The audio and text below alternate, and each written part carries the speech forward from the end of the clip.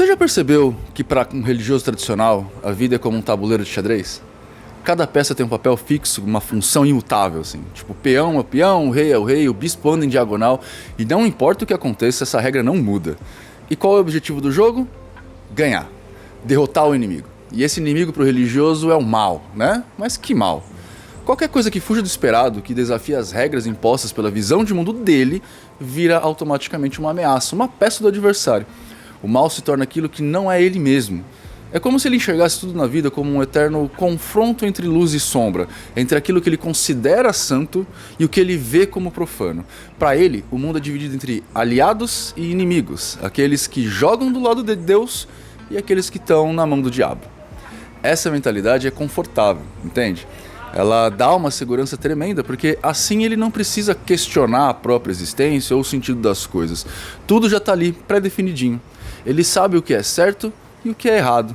A vida se torna uma espécie de roteiro previsível, onde as respostas para tudo já estão prontas e onde a salvação depende apenas de seguir umas regrinhas corretamente.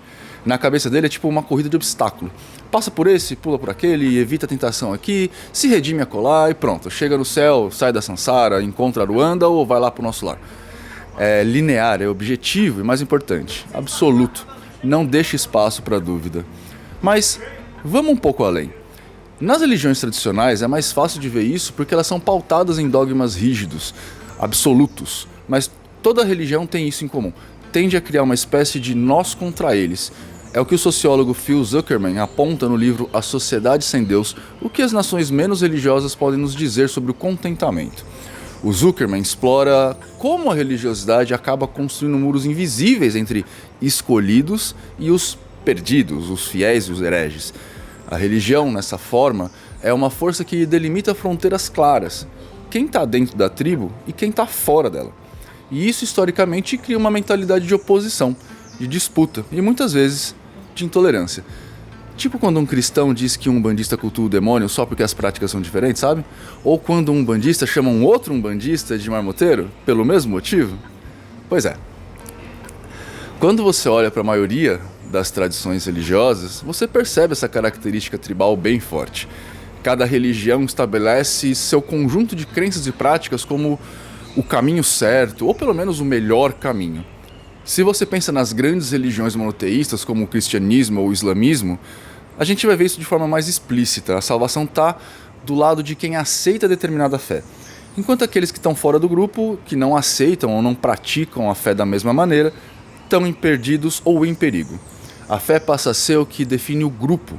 E qualquer questionamento, qualquer desvio dessa fé, vira uma ameaça à integridade da tribo. Mas nas religiões mais modernas, isso também acontece quando um amigo não segue a mesma, como eu posso dizer, tradição do amigo. Agora, pro mago, a história é outra. Pro mago, a vida não é esse tabuleiro de xadrez com peças fixas e regras absolutas. A vida é um jogo, sim, mas um jogo de cartas, onde cada rodada ele pode receber uma mão diferente, onde as possibilidades de jogadas são praticamente infinitas. Ele não está preso a um objetivo rígido, ele não tá ali, ele tá ali para experimentar, para aprender, para ver o que pode fazer com cada carta que a vida coloca na mão dele. Para ele, o bem e o mal são dois times opostos pelo controle do mundo, mas não tão rígidos assim. Eles são, na verdade, dois lados de uma mesma moeda. Ele sabe que luz e sombra coexistem, que uma coisa só faz sentido porque a outra existe. E ao invés de escolher um lado e guerrear contra o outro, ele acaba abraçando essa dualidade como uma ferramenta para se entender e também para entender o mundo ao seu redor. O mago olha para a realidade e vê um quebra-cabeça infinito, um conjunto de camadas sobrepostas onde cada escolha que ele faz abre novas possibilidades, novas bifurcações. Ele entende que as coisas não são o que aparentam ser e que por trás de cada evento existe uma rede de forças e intenções que ele pode aprender a manipular se tiver coragem de mergulhar no desconhecido.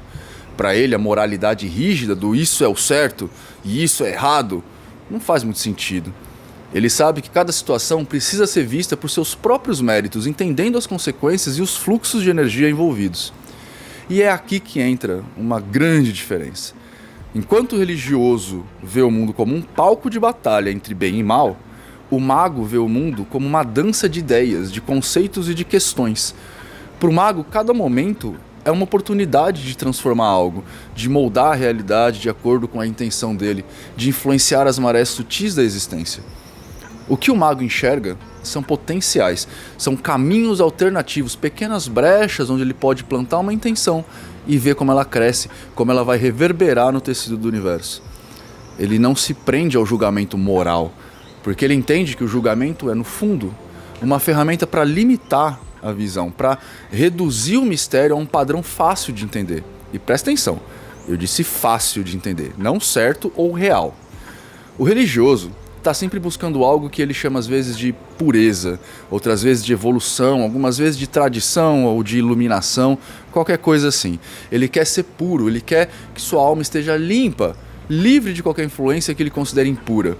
E por isso, ele acaba vivendo numa constante vigilância, como se o mal pudesse se infiltrar a qualquer momento, como se fosse uma mancha que ele tem que evitar a todo custo. Esse medo de se corromper, de cair em tentação, acaba criando uma espécie de rigidez na visão dele. Ele se afasta das sombras, das zonas de ambiguidade, das perguntas sem respostas e se prende na superfície. De onde viemos? De Deus. Como o mundo funciona? Como Deus quer. Para ele, qualquer desvio é uma ameaça, porque ele acha que esse desvio pode manchar a sua santidade. E claro que aqui onde eu coloquei Deus, você pode substituir pela divindade ou entidade metafísica à sua escolha, né? Claro, tem situações menores, não é mesmo? Tipo, por que alguém falou algo da minha vida que ninguém sabe? Ah, espíritos. Por que o fogo sobe em espiral? Exu. O que é aquela manchinha no vídeo? Um demônio. Já o mago, para ele, pureza não é nada. Pureza é uma ilusão, é uma fantasia de quem não quer encarar que, no fundo, o mundo é ambíguo e misterioso, é cheio de camadas e tons de cinza. Ele sabe que precisa entrar nas sombras para entender a luz, que precisa tocar o caos para realmente compreender o que é a ordem. Para ele, pureza é a resistência ao que é verdadeiro. Ele sabe que a vida não é sobre escolher um lado e lutar contra o outro, mas sobre aprender a dançar com as forças que estão em constante movimento, sem se prender a um certo ou errado absoluto. Para o mago, o bem e o mal são só direções do vento. Eles vêm e vão, mudam conforme a situação, conforme a intenção, conforme a perspectiva.